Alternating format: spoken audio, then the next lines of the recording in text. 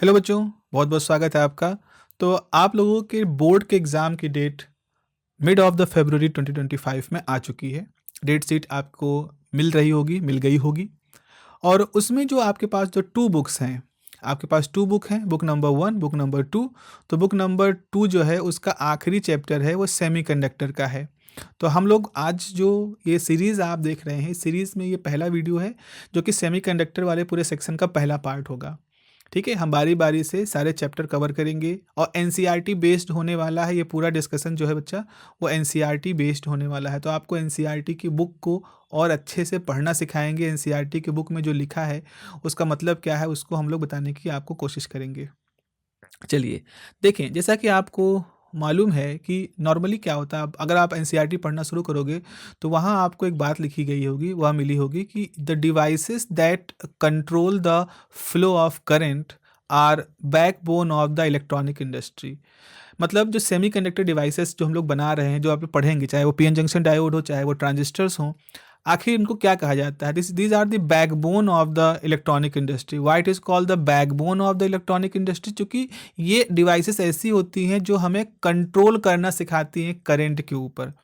आप कहोगे कंट्रोल करने का मतलब क्या हुआ? किस तरह कंट्रोल? तो ज़रा ओम्स लॉ के बारे में आप सबको मालूम होगा। नॉर्मली जो आपके पास जो कंडक्टर्स होते हैं, जैसे आप लोहे का तार ले लें, फॉर एग्जाम्पल जैसे आपके पास ये जो रेड कलर का ये लोहे का तार है, आप क्या करें, इसके अंदर बैटरी लगा दें। बैटरी का प्लस माइनस सिरा है, इस तरह से आपने बैटरी लगा दी, माइनस सिरा है या प्लस सिरा है।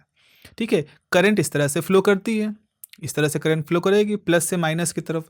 तो करंट इस लोहे के तार के अंदर से भी होकर गुजरेगी। तार उसको अपोज करने की कोशिश करेगा तो एक रेजिस्टेंस वहाँ पर होगा। बैटरी का अपना कुछ वोल्टेज है, कुछ करंट है, तो आपके पास 3 क्वांटिटी आ गई। एक तो इस तार का अपना खुद का प्रॉपर्टी जिसको आप रेजिस्टेंस कहते हो, जो कि करंट के फ्लो में होने वाली रुकावट को दिखा रहा है। ये प्रॉपर्टी है मटेरियल की।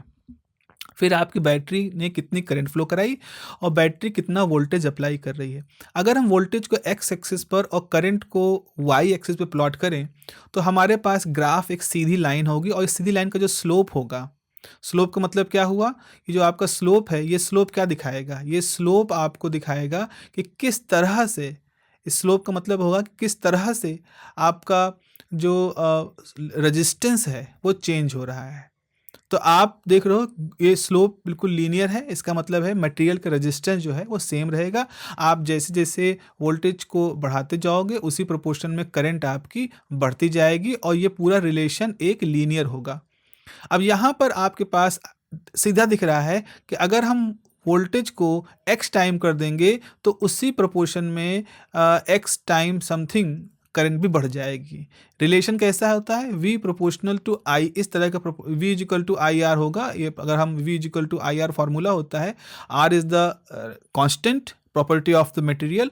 तो वोल्टेज और करंट के बीच में एक सीधा सा रिलेशन होगा, जितना वोल्टेज बढ़ाओगे करंट उसी प्रोपोर्शन बढ़ता जाएगा।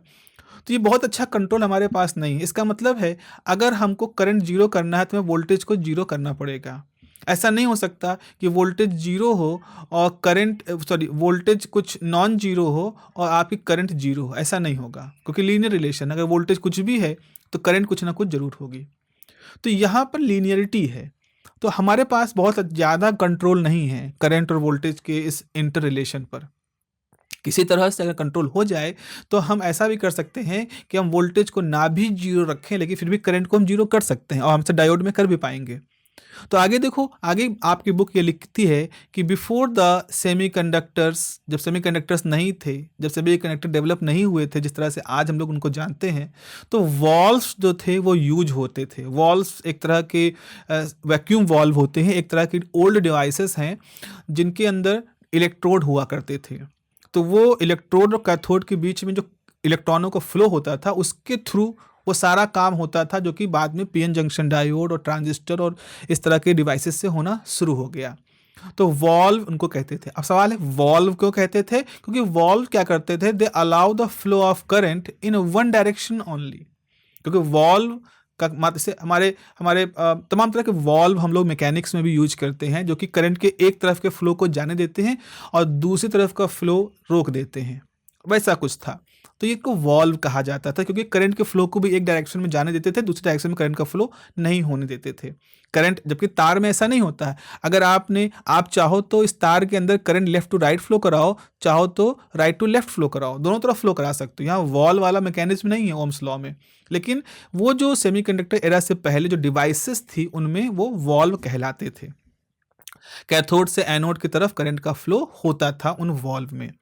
उसके बाद क्या हुआ, 1930 के करीब धीरे धीरे डेवलपमेंट शुरू हुआ और semiconducting devices started to develop. ठीक है, सेमीकंडक्टिंग डिवाइसेस डेवलप होना शुरू हो गई और ख़ास तौर पर ये काम हुआ हमारा जो बेल लेबोरेटरी है वहाँ पर ये सारा काम होना शुरू हो गया। ठीक है, अब हम बात करते हैं अपने टॉपिक की सेमीकंडक्टर्स के बारे में। हम लोग बात करते हैं कि सेमीकंडक्टर्स क्या होते हैं। तो बेसिकली सेमीकंडक्टर जो होते हैं सॉलिड स्टेट फिजिक्स की एक बहुत ही इंपॉर्टेंट ब्रांच है। सॉलिड स्टेट फिजिक्स में क्या करते हैं, ये फिजिक्स की ऐसी बड़ी ब्रांच है जिसके अंदर हम सॉलिड मटेरियल्स की बात करते हैं। अब इसके अंदर कंडक्टर्स भी आते हैं, इंसुलेटर्स भी आते हैं, डाइलेक्ट्रिक भी आते हैं, सुपर कंडक्टर्स भी आते हैं, सेमीकंडक्टर्स भी आते हैं, सब कुछ आते हैं। और ये सारे डिवाइसेज, ये सारे एलिमेंट जिनके हमने नाम लिया, चाहे वो मेटल्स हो, कंडक्टर्स हो, चाहे सेमीकंडक्टर हो, चाहे सुपर कंडक्टर हो, चाहे डाइलेक्ट्रिक्स हो, ये सब अलग अलग फील्डों में काम में आते हैं। हमारे लिए अभी जानना जरूरी है सेमीकंडक्टर के बारे में, because this is the our chapter. तो अब सवाल ये है कि क्लासिफिकेशन कैसे किया जाए। भाई आपने बताया कि मटेरियल तो कई तरह के होते हैं, कंडक्टर्स होते हैं, इंसुलेटर्स होते हैं, सेमीकंडक्टर्स होते हैं, तो ये कैसे अलग अलग इनके नाम पड़े, क्या हम इनको आपस में बांट सकते हैं, क्या कोई तरीका है इनको आपस में बांटने का? तो बिल्कुल तरीका है। एक तो तरीका ये है कि हम इनको बांटें on the basis of the property of the conductivity या resistivity. Conductivity, ability to conduct. Conduct मतलब होता है करंट के फ्लो को जाने देना। जैसे कोई सड़क है, अब अगर कोई सड़क है, जैसे मान लीजिए आपके पास ये सड़क है और यहाँ पे बहुत सारे लोग हैं, तो आपके पास यहाँ पे लोग खड़े हैं। अब ये लोग अगर इस सड़क से होकर के जाने को अलाउ हो रहे हैं, आप यहाँ पर लोगों को आगे आगे जाने के लिए अलाउ कर रहे हो, तो इसका मतलब आप कहोगे कि सड़क हमारी कंडक्टिंग स्टेट में, सड़क पे कंडक्शन चला, ट्रैफिक कंडक्शन वहाँ पर हो रहा है। और अगर ये सड़क लोगों को अपने से होकर जाने नहीं दे रही, तो इसका मतलब यहाँ पर रुकावट ज़्यादा, यानी कि यहाँ पर रेजिस्टेंस ज़्यादा है, अपोजिशन ज़्यादा है, वहाँ पे बैरिकेटिंग कर दी गई है, तो लोग उधर जा नहीं सकते। तो एक तरह से कंडक्टिविटी और रजिस्टिविटी ये एक दूसरे के अपोजिट प्रॉपर्टी होती हैं। कंडक्टिविटी मतलब होता है किसी मटेरियल से करंट को फ्लो हो जाने देना, यानी इलेक्ट्रॉनों की झुंड को, करंट क्या है, इलेक्ट्रॉनों का बहता हुआ झुंड है। अरबों खरबों इलेक्ट्रॉन एक सेकंड में जब गुजर जाते हैं किसी पर्टिकुलर जगह से, तो हम कहते हैं वहाँ से करंट फ्लो हुई। तो अगर कोई मटेरियल अपने से हो करके इन इलेक्ट्रॉनों को फ्लो हो जाने दे, तो हम कहेंगे बहुत अच्छा कंडक्टर है, उसकी कंडक्टिविटी बहुत ज़्यादा है। और अगर वो फ्लो होने ना दे, बिल्कुल रोक दे, जीरो कर दे या बहुत ज़्यादा रुकावट डाले, तो हम कहेंगे उस मटेरियल के अंदर रजिस्टिविटी ज़्यादा है। तो याद रखो बच्चा, कंडक्टिविटी और रजिस्टिविटी ये एक दूसरे के अपोजिट गुण हैं। मतलब अगर अच्छा कंडक्टर होगा तो बुरा रजिस्टर होगा। मतलब कंडक्टिविटी ज़्यादा होगी तो ऑब्वियस सी बात है रजिस्टिविटी कम होगी। या कह लो अगर कोई मटेरियल अपने से होकर के इलेक्ट्रॉन को आसानी से जाने देगा, यानी वो मटेरियल बहुत अच्छा नहीं है इलेक्ट्रॉनों के फ्लो को रोकने में। ये बात हमेशा ध्यान रखना कि जो कंडक्टिविटी होती है और जो रजिस्टिविटी होती है वो एक दूसरे के रेसिप्रोकल होती हैं। तो कंडक्टिविटी बढ़ेगी, इसका मतलब रजिस्टिविटी घटी होगी, रजिस्टिविटी बढ़ रही है, इसका मतलब कंडक्टिविटी घटी होगी। आई होप ये आपने समझ में लिया, आपने समझ पाया होगा। आपके नोटेशन यूज होते हैं रो और सिग्मा, ये दो नोटेशन है। रजिस्टिविटी को हम रो से डिनोट करते हैं, कंडक्टिविटी को हम सिग्मा से डिनोट करते हैं। तो आप सिग्मा को रेसिप्रोकल ऑफ रो कह सकते हो। ये वही चीज़ है, conductivity is proportional to 1 upon resistivity. ठीक है, अब जरा देखें, अब हम जरा बात करते हैं इनके बारे में कि कंडक्टर्स हैं तो इनकी कंडक्ट अगर हम ये देखो, ये आपकी कंडक्टिविटी की एक्सिस है। अगर आप ये एनर्जी के प्रोफाइल को बता रहे हो तो आपकी कंडक्टिविटी बढ़ती हुई दोगे, तो सबसे कम कंडक्टिविटी किसकी होती है? इंसुलेटर्स की। इंसुलेटिंग वो मटेरियल्स होते हैं जिनकी कंडक्टिविटी बहुत कम होती है। कंडक्टर्स वो मटेरियल होते हैं जिनकी कंडक्टिविटी बहुत ज़्यादा होती है, हाई कंडक्टिविटी होती है, तो इसलिए उनको कंडक्टर्स कहते हैं। तो कंडक्टर्स मतलब हाई कंडक्टिविटी, इंसुलेटर्स मतलब वेरी लो कंडक्टिविटी, ना के बराबर कंडक्टिविटी होती है। अगर हम यही एनर्जी अगर इसी प्रोफाइल को रजिस्टिविटी के बेस पे ड्रॉ करें, मतलब आप सोचो रजिस्टिविटी के बढ़ते हुए क्रम में कहो तो सबसे कम रजिस्टिविटी किसकी होगी, क्योंकि जिसकी कंडक्टिविटी ज़्यादा होगी। मैंने बताया आपको कि कंडक्टिविटी रजिस्टिविटी उल्टा होते हैं। तो अगर कंडक्टिविटी ज़्यादा है इसका मतलब रजिस्टिविटी कम होगी। तो आप ये देख सकते हो कि कंडक्टर्स जो होते हैं उनकी रजिस्टिविटी सबसे कम होती है और इंसुलेटर्स जो होते हैं उनकी रजिस्टिविटी सबसे ज़्यादा होती है। और पहले हमने क्या देखा कि कंडक्टिविटी सबसे कम होती है इंसुलेटर्स की और कंडक्टिविटी सबसे ज़्यादा होती है कंडक्टर्स की। तो ये आप सीधे तौर पर एक रेसिप्रोकल रिलेशन देख पा रहे हो। लेकिन एक खास बात प्यारो यहाँ पे आप देखो, सेमी कंडक्टर जो है वो बिल्कुल बीच में जस का तस बना हुआ है। सेमी कंडक्टिंग मटेरियल जो है बिल्कुल जैसे बीच में है, मतलब इनकी कंडक्टिविटी भी मीडियम रेंज की होती है, इनकी रजिस्टिविटी भी मीडियम रेंज की होती है। तो सेमी कंडक्टर्स प्यारो ऐसे मटेरियल होते हैं जिनकी कंडक्टिविटी भी बहुत ज़्यादा बहुत कम के बीच में होती है। ठीक है, देखो सेमी कंडक्टिविटी भी कंडक्टिविटी ग्राफ में बीच में है और रजिस्टिविटी भी रजिस्टिविटी ग्राफ में बीच में है। इसीलिए इनका नाम भी सेमी कंडक्टर्स पड़ा। सेमी इज रिप्रेजेंटिंग आधा आधा, हिंदी में इसको अर्धचालक कहते हैं। तो अर्धचालक है, अगर आधे चालक है तो आधे क्या है, क्या आधे कुचालक हैं? क्या अगर वो सेमी कंडक्टर हैं तो क्या है, क्या सेमी इंसुलेटर हैं? तो इनका जो नाम पड़ा वो सेमी इंसुलेटर ना पढ़ करके सेमी कंडक्टर पड़ा। क्यों ऐसा पड़ा, इसके बारे में एक जवाब ये होता है कि क्योंकि इन मटेरियल की जो कंडक्टिविटी है वो टेम्परेचर के ऊपर डिपेंड करती है, तापमान के हालात पर डिपेंड करती है। अगर आपने तापमान का बहुत कम कर दिया, मान लो 0 केल्विन कर दिया, सबसे कम जो कर सकते हैं, अगर आप तापमान को 0 केल्विन पे कर दोगे तो वो सेमीकंडक्टर किसकी तरह से गुण दिखाना शुरू कर देंगे, इंसुलेटर की तरह से। तो जैसे ही आप किसी सेमीकंडक्टर का तापमान बहुत ठंडा कर दोगे, बहुत कम कर दोगे, they will convert itself into an insulator. दूसरी तरफ अगर आप उनका तापमान बढ़ा दोगे, अब कितना बढ़ा दोगे, इतना कि गले ना, आपने तापमान बढ़ा दिया, तो जब तापमान बढ़ाओगे तो सेमीकंडक्टर किसकी तरफ शिफ्ट हो जाएंगे, कंडक्टर्स की तरफ। तो चूंकि एब्सोल्यूट 0 केल्विन टेम्परेचर सामान्य रूप से हम तो नहीं करते हैं, हम रूम टेम्परेचर की बात करते हैं। तो रूम टेम्परेचर पे क्या होता है, सेमीकंडक्टर में कुछ ठीक ठाक इलेक्ट्रॉन आ जाते हैं और जिसकी वजह से वो थोड़ा अच्छे कंडक्टर की तरह से काम करना शुरू कर देते हैं। इसीलिए एक जवाब ये होता है कि हमने इनको सेमी इंसुलेटर ना कह के सेमीकंडक्टर कहा, क्योंकि सामान्य रूप से जो हम काम करते हैं अपनी नॉर्मल लाइफ में, हम रूम टेम्परेचर पे काम करते हैं या थोड़ा हायर टेम्परेचर पे काम करते हैं, बाहर चले गए तो ये मटेरियल की प्रॉपर्टी कंडक्टर के नज़दीक थोड़ा ज़्यादा होती है और वही हमारे लिए फ़ायदेमंद भी है। इलेक्ट्रॉनिक इंडस्ट्री में जहाँ करंट के फ्लो की बात कर रहे हैं वहाँ हमारे लिए यही फ़ायदेमंद है कि करंट कब बढ़ी कब घटी, 0 हो गई वो तो हमारे लिए कोई बहुत बड़ी फ़ायदे की बात नहीं है, वो 0 केल्विन पे होता है। तो फिलहाल ये इसका नाम रखने का आधार है। तो अब आप सवाल आता है कि भाई क्या कुछ उदाहरण बताओ भाई हमें। ठीक है, उदाहरण के तौर पे अगर आप कहें तो बेसिक सेमीकंडक्टर कौन से हैं, सिलिकॉन है, जर्मेनियम है।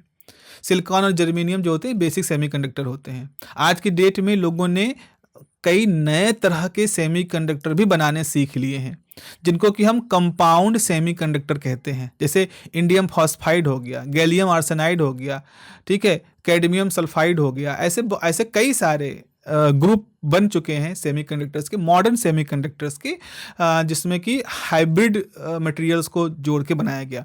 तो प्यूरेस्ट स्टेट में हमारे पास सिलिकॉन और जर्मेनियम है, ठीक है, हमारे फेवरेट एंशिएंट सेमीकंडक्टर्स, और बाद में उनके और भी डिफरेंट टाइप्स बन चुके हैं। एनसीईआरटी में देखोगे तो वहाँ आपको ये भी बताया गया है कि कुछ ऑर्गेनिक सेमीकंडक्टर्स भी बन चुके हैं।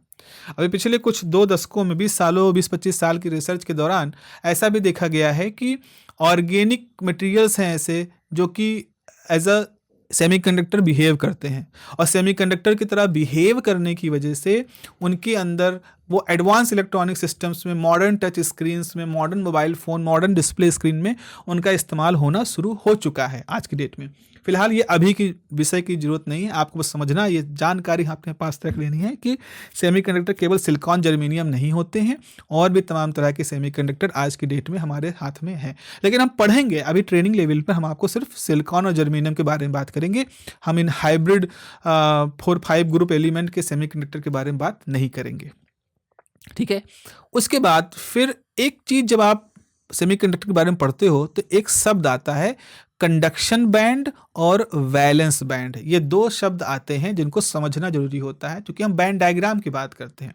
सेमीकंडक्टर को समझाने के लिए जो सबसे अच्छी टर्मिनोलॉजी इस्तेमाल होती है वो बैंड डायग्राम की या बैंड थ्योरी की है, तो उसके बारे में हम लोग बात करते हैं।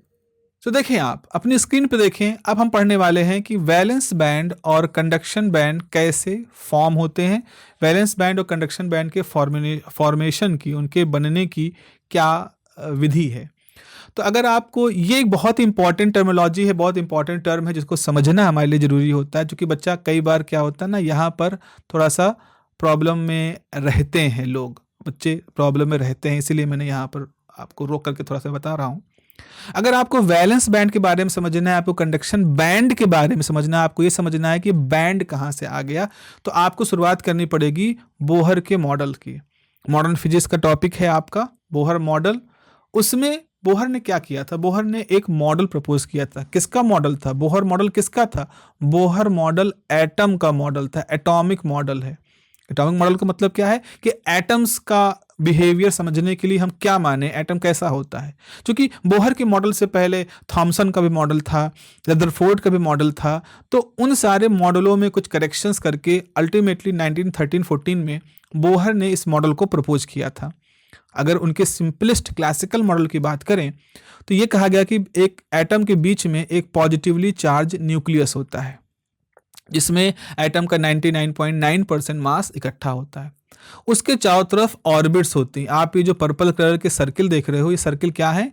ये ऑर्बिट्स हैं। ऑर्बिट्स क्या है? ऑर्बिट्स वो जगह है जहां इलेक्ट्रॉन रहते हैं, चक्कर लगाते हैं, उनका घर है एक तरह से। और जब ये इलेक्ट्रॉन अपने ऑर्बिट में रहते हैं तो रुके हुए नहीं रहते, तरबूज के बीज की तरह धंसे हुए नहीं रहते हैं, ये लगातार चलते रहते हैं बहुत हाई वेलोसिटी से, वेलोसिटी ऑफ लाइट से थोड़ा सा कम वेलोसिटी से ही ये मूव करते रहते हैं। ये सारे इलेक्ट्रॉन चक्कर लगाते हैं, गति करते रहते हैं, ठीक है। तो इन इलेक्ट्रॉनों के अंदर अपनी गति होती है और गति की वजह से इनकी अपनी एनर्जी होती है। तो जैसे आप सोचो, अगर आप कहो कि सबसे अंदर का शेल जो न्यूक्लियस के बिल्कुल पास होता है उसको के शेल कहते हैं, फिर एल शेल होता है, फिर एम शेल होता है, ऐसे और भी शेल होते हैं। आगे हम ऐसे और भी सर्किल बना सकते हैं, लेकिन चूंकि वहां पर तो इलेक्ट्रॉन है नहीं, खाली है, तो ठीक है, उनको नहीं बनाते हैं। तो जितने पर्पल कलर के आपको दिख रहे हैं ये वो सारे ऑर्बिट हैं जहां इलेक्ट्रॉन है। एक भी इलेक्ट्रॉन है तो पर्पल कलर का ऑर्बिट आपको दिख रहा है। अब जो सबसे बाहर का इलेक्ट्रॉन होता है उसको हम कहते हैं वैलेंस इलेक्ट्रॉन, क्योंकि वो एटमों की वैलेंसी की प्रॉपर्टी के लिए जिम्मेदार होता है। तो ये हो गया आपका वैलेंस इलेक्ट्रॉन। तो वैलेंस इलेक्ट्रॉन खास बात क्या होती है कि वो न्यूक्लियस से सबसे ज्यादा दूर होता है। अगर कोई एटम के अंदर कोई इलेक्ट्रॉन जो सबसे बाहर का होगा, वो सबसे बाहर होने का मतलब है सबसे बड़ी वाली ऑर्बिट में होगा। तो सबसे बड़ी वाली ऑर्बिट में होने का मतलब है कि वो न्यूक्लियस से सबसे दूर होगा, और न्यूक्लियस से दूर होने का मतलब उसका आर सबसे ज्यादा होगा। तो आपने पढ़ा है कूलम लॉ जो होता है उसमें फोर्स 1/r² के प्रोपोर्शनल होता है। अब आप कहोगे सर कूलम लॉ की बात कैसे आ गई? इसलिए आ गई क्योंकि सेंटर पे आपका न्यूक्लियस है पॉजिटिव चार्ज, इलेक्ट्रॉन है आपका नेगेटिव चार्ज। कोई भी पॉजिटिव चार्ज आपके पास प्लस क्यू है और कोई नेगेटिव चार्ज माइनस क्यू है, उनके बीच में डिस्टेंस आर है, तो यहाँ फोर्स क्या होगा? यहाँ फोर्स होगा 1/r²। This is the coulomb law. तो आर ज्यादा होने का मतलब न्यूक्लियस और एटम के बीच की दूरी ज्यादा होने पर उनके बीच में लगने वाला फोर्स जो होता है वो कमजोर होता है। कमजोर होने की वजह से ये इलेक्ट्रॉन इस बात की मजबूरी नहीं रहती हमेशा कि इलेक्ट्रॉन के न्यूक्लियस के चारों तरफ चक्कर ही लगाए। ये इलेक्ट्रॉन अगर बाहर से एनर्जी मिले तो यहां से निकल के बाहर भी भाग सकता है, बाहर भाग जाएगा। बाहर भागेगा, बाहर भागेगा मतलब पूरी तरह से ये भी हो सकता है कि वो उछल किसी हायर ऑर्बिट में चला जाए, या हो सकता है एटम से निकल के बाहर चला जाए, उसको आयनाइजेशन कहेंगे। तो हम ये पाते हैं कि सारा खेल जो होता है वो वैलेंस इलेक्ट्रॉन के साथ होता है। इनर शेल के इलेक्ट्रॉन चूंकि काफी ज्यादा कंपैरेटिवली पास होते हैं, कंपैरेटिवली पास होने की वजह से उनकी बाइंडिंग अच्छी होती है। बाइंडिंग होने की वजह से उनको अलग कर पाना, उनको तोड़ पाना मुश्किल होता है। इसीलिए आपने केमिस्ट्री में पढ़ा होगा कि फर्स्ट आयनाइजेशन पोटेंशियल तो वैल्यू कम होती है, लेकिन जो उसके बाद सेकेंड थर्ड आयनाइजेशन वैल्यू होती है पोटेंशियल की वैल्यू वो ज़्यादा होती है। बिकॉज आप पाते क्या हो कि अंदरूनी इलेक्ट्रॉन जो इनर शेल के इलेक्ट्रॉन है वो ज़्यादा टाइटली बाउंड होते हैं, ठीक है। अब अगर हम एनर्जी प्रोफाइल है, मान लो हम एनर्जी को वाई एक्सिस पे प्लॉट करें रखें तो हम वैलेंस वाले इलेक्ट्रॉन को एक लाइन से शो कर सकते हैं, इनर ऑर्बिट के इलेक्ट्रॉनों को इस तरह से एक लाइन से शो कर सकते हैं। तो हम इसे कहते हैं, इसे कहा जाता है एनर्जी लेवल डायग्राम। यहाँ मैंने इनके बीच की स्पेसिंग को फिजिक्स के नज़रिए से नहीं रखा है कि कौन सा घटते क्रम कौन सा बढ़ते क्रम होता है। हालांकि वो जैसे से आप ऊपर जाते हो हाइड्रोजन एटम में तो आप पाते हो कि एनर्जी मिक्स होना शुरू हो जाती है, एनर्जी लेवल। फिलहाल यहाँ पर आपको बस समझना है कि वैलेंस शेल की अपनी एनर्जी है, अंदर बंधे हुए इलेक्ट्रॉनों की अपनी कुछ एनर्जी है, वो बहुत ही शार्प एनर्जी वैल्यू होती है। तो आपके पास वैलेंस एनर्जी लेवल है, ऊपर देखो ये वैलेंस एनर्जी लेवल है, और बाकी इनर इलेक्ट्रॉनों की एनर्जी लेवल है। अगर इलेक्ट्रॉन को एनर्जी मिल जाए तो यहाँ से फ्री हो जाएगा, और फिर उसकी जो एनर्जी होगी उसको हम कंडक्शन इलेक्ट्रॉन की एनर्जी कहते हैं, वो कंडक्शन इलेक्ट्रॉन की एनर्जी कहलाएगी। तो इस तरह से एनर्जी लेवल डायग्राम पर हम बंधे हुए इलेक्ट्रॉनों को वैलेंस एनर्जी लेवल से शो करते हैं, और जो फ्री हो चुके हैं इलेक्ट्रॉन, जो एटम से निकल करके क्रिस्टल के अंदर घूम घाम रहे हैं, उनको हम कंडक्शन इलेक्ट्रॉन कहते हैं।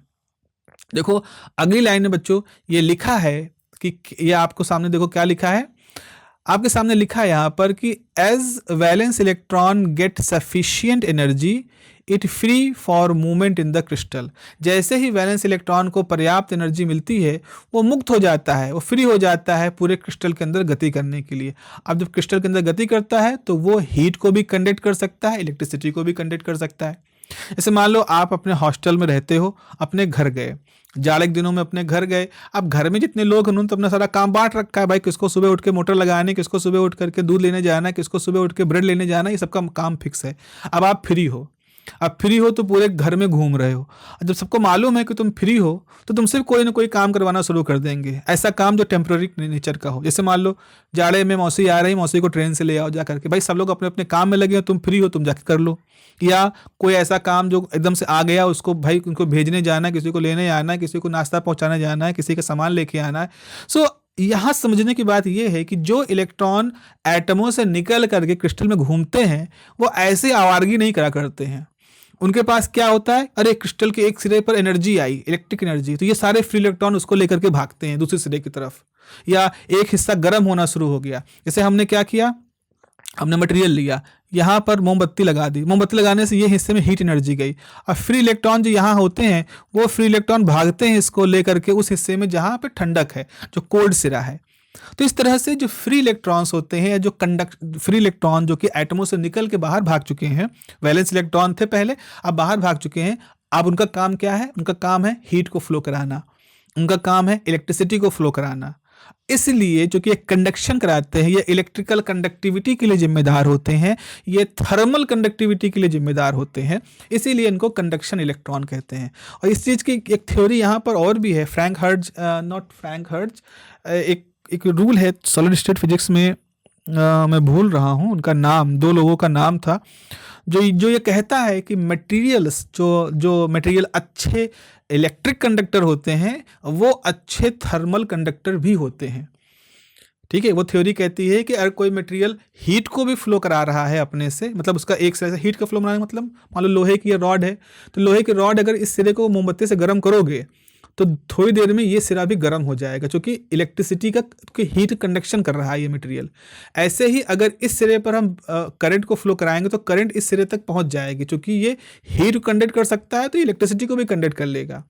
उसका कार्य ये होता है क्योंकि वही इलेक्ट्रॉन जिम्मेदार होते हैं, एक ही तरह के इलेक्ट्रॉन दोनों काम करते हैं। तो ये शुरुआती क्लासिकल फ्री इलेक्ट्रॉन थ्योरी थी। तो अब हमने एक डायग्राम के बारे में यहाँ पर मैं आपको दिखा रहा हूँ। ये डायग्राम ये शो कर रहा है कि अगर आप एनर्जी के वाई एक्सिस पर एनर्जी की प्रोफाइल को शो करो तो जब तक इलेक्ट्रॉन बंधा हुआ है तब तक उसको हम कहेंगे वैलेंस इलेक्ट्रॉन, और जब उसको थोड़ी एनर्जी, उसको एक पर्याप्त मात्रा में एनर्जी मिल गई, को फ्री हो गया, तो अब उसकी एनर्जी को हम दिखा रहे हैं कंडक्शन इलेक्ट्रॉन की एनर्जी से। तो आप देख रहे हो बंधा हुआ इलेक्ट्रॉन वैलेंस इलेक्ट्रॉन और फ्री होने वाला इलेक्ट्रॉन कंडक्शन इलेक्ट्रॉन। तो बंधा हुआ वैलेंस इलेक्ट्रॉन, फ्री वाला कंडक्शन इलेक्ट्रॉन। और इन दोनों की एनर्जी में अंतर क्यों है? इसलिए क्योंकि जो बंधा हुआ था उसको फ्री करने के लिए आपको थोड़ी एनर्जी लगानी पड़ेगी ना।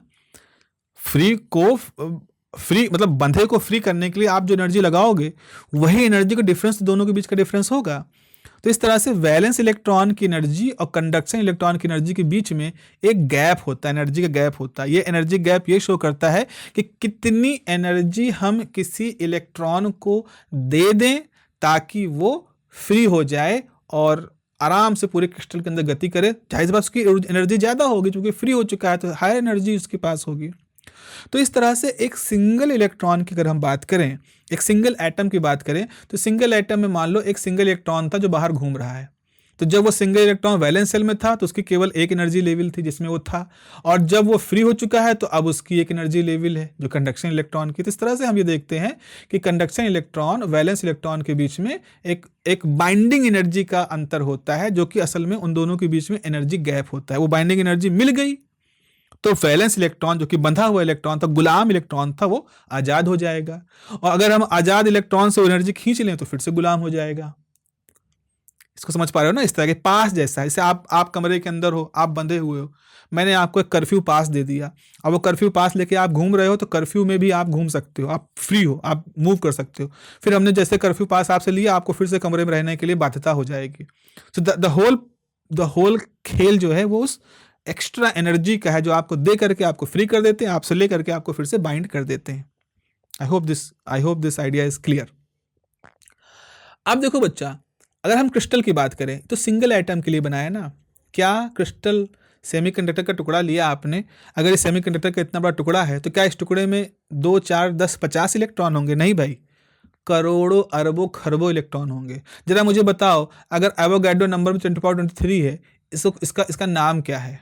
आपको मालूम है कि 10⁻6 का मतलब है कुछ 1 मिलियन, ठीक है? उसी तरह 1 million, 10 million, 100 million, 1000 million, 10,000 million, तो कितना गए? 10⁻13 तक तो गए, और 100 से फिर मल्टीप्लाई कर दो। अब क्या होगा? 1 million million, 1 trillion million, 1 trillion trillion million. It's a huge number. So 10⁻23 is a very huge number, बहुत बड़ा नंबर होता है। इकाई दिहाई अरब खरब से बहुत बड़ा होता है। तो अगर आपने एक एटम के लिए, जब एक वैलेंस शेल के लिए एक लेवल खींची, एक इलेक्ट्रॉन के लिए एक कंडक्शन लेवल खींची, तो अगर आपके पास 10⁻23 एटम है तो क्या करोगे? तो आप कहोगे साहब हम उसके लिए वैलेंस इलेक्ट्रॉनों की 10⁻23 एनर्जी लेवल खींचेंगे, और कंडक्शन के लिए भी उनकी 10⁻23 एनर्जी लेवल खींचेंगे। तुमने कहा क्या फ़र्क पड़ेगा, एक ही लाइन के ऊपर बार बार खींचते जाओ, चाहे जितनी बार खींचो, अरबों खरबों बार खींचो, कोई फ़र्क नहीं पड़ेगा। लाइन तो एक ही रहेगी ना, एक ही लाइन के ऊपर मैं खींच रहा हूँ बार बार, कोई फ़र्क नहीं पड़ रहा है। किसी को नहीं पता कि यहाँ कितनी लाइन एग्जिस्ट करेगी, क्योंकि एक के ऊपर एक है।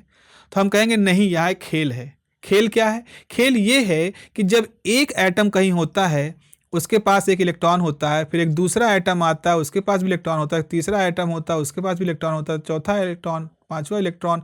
इस तरह जब होता है तो सारे इलेक्ट्रॉन एक दूसरे के ऊपर कुछ ना कुछ अट्रैक्शन रिपल्सन फोर्स लगाते हैं, न्यूक्लियस।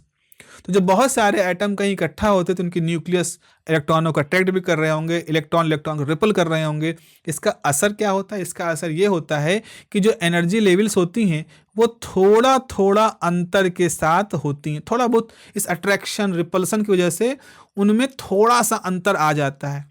थोड़ा सा अंतर आने का मतलब है लाइनें एक के ऊपर एक ना खींची जा करके एक के बगल में एक खींची जा रही हैं। तो अगर आप 10⁻23 लाइनें खींचोगे यहाँ पर, तो आपके सामने लाइनों का एक समूह दिखाई पड़ेगा जो कि एक बैंड की तरह से होगा।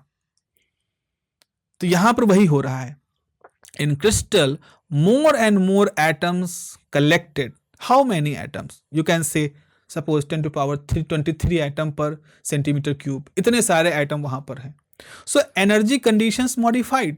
भाई attraction, repulsion, mutual attraction, mutual repulsion, बहुत कुछ चल रहा होगा। जब अरबों अरब एटम एक जगह पे इकट्ठा होंगे, उनके सारे इलेक्ट्रॉन क्लाउड एक दूसरे को टसल कर रहे होंगे, लेकिन किसी तरह से उनको बांध दिया आपने, तो उस समय क्या होगा कि बहुत सारे इलेक्ट्रॉनों की एनर्जीज जो होंगी वो आपस में ओवरलैप करेंगी।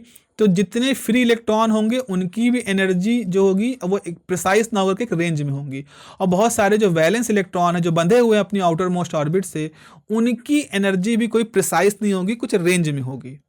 अब ऐसी स्थिति में आपके पास क्या होगा, ऐसी स्थिति में आपके पास एक पट्टी बन जाएगी कंडक्शन इलेक्ट्रॉनों की, एक पट्टी बन जाएगी वैलेंस इलेक्ट्रॉनों की।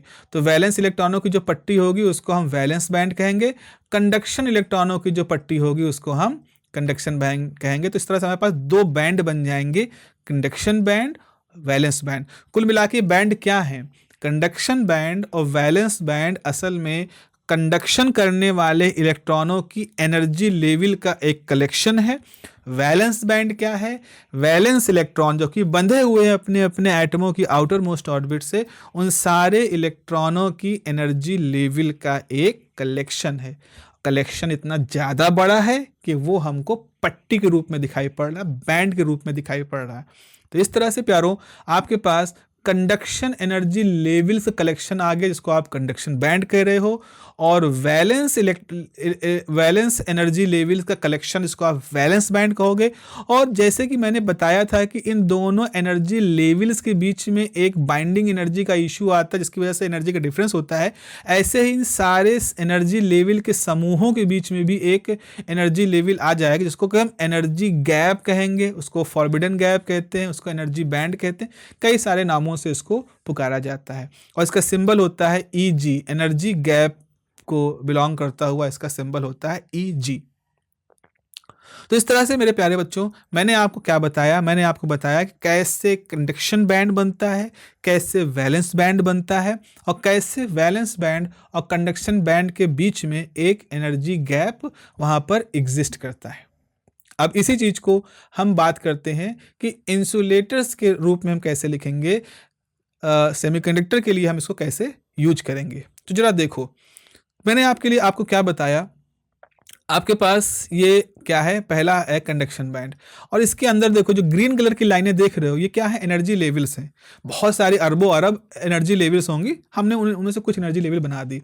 एनर्जी लेवल में आपको देखो कुछ सर्कल्स दिखाई पड़ रहे हैं। सर्कल क्या है, इलेक्ट्रॉन है, मतलब ये वो इलेक्ट्रॉन है जो एनर्जी बैंड के अंदर जो एनर्जी लेवल्स हैं उनमें से किसी एक उन्हीं लेवल में रह रहे हैं। एनर्जी लेवल में इलेक्ट्रॉन रहने का मतलब क्या हुआ कि कुछ इलेक्ट्रॉन है जिनकी एनर्जी इन लेवल के बराबर है। सपोज जैसे मान लो ये है 2 इलेक्ट्रॉन वोल्ट, ये 3 इलेक्ट्रॉन वोल्ट, ये 7 इलेक्ट्रॉन वोल्ट, सॉरी उल्टा बोल दिया मैंने, ये 2 है, ये 3 है, ये 7 है।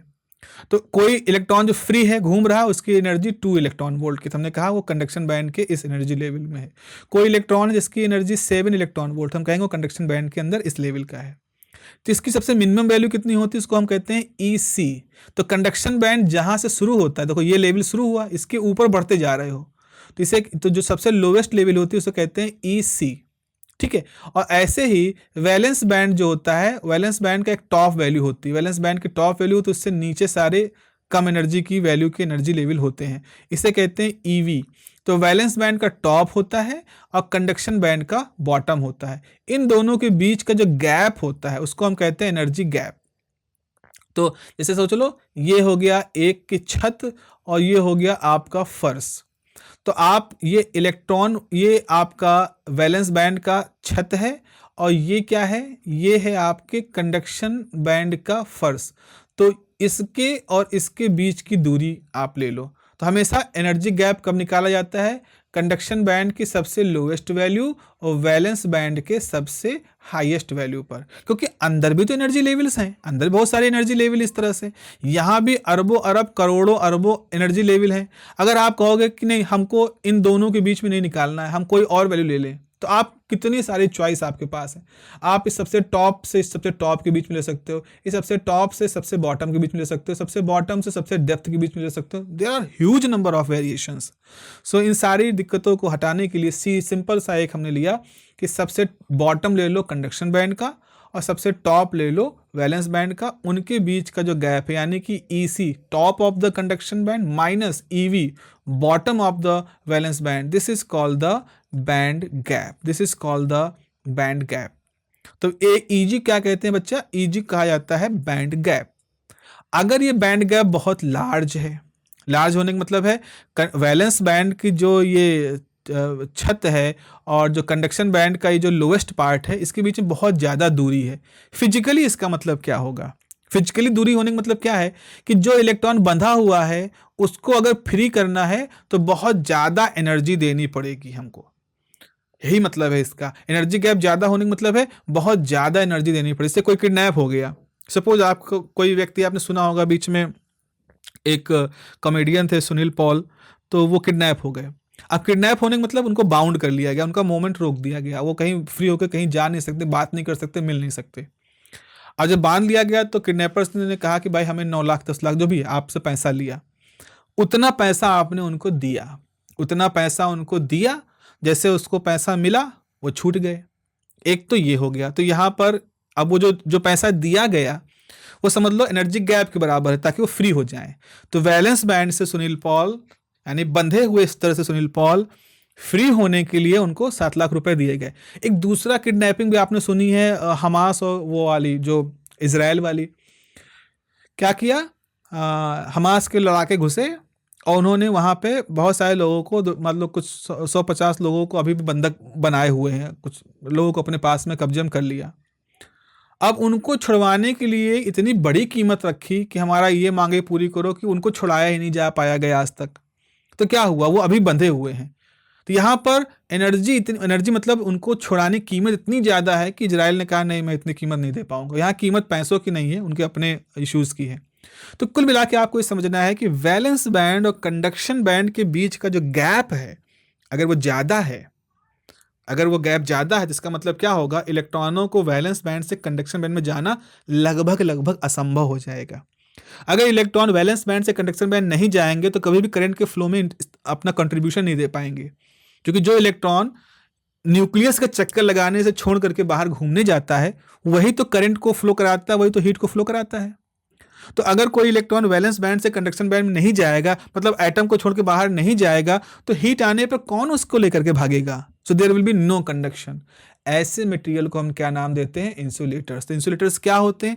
इंसुलेटर्स वो मटेरियल्स होते हैं जिनके लिए बैंड गैप बहुत ज़्यादा होता है, मतलब वैलेंस बैंड और कंडक्शन बैंड के बीच का गैप जो है बहुत ज़्यादा होता है।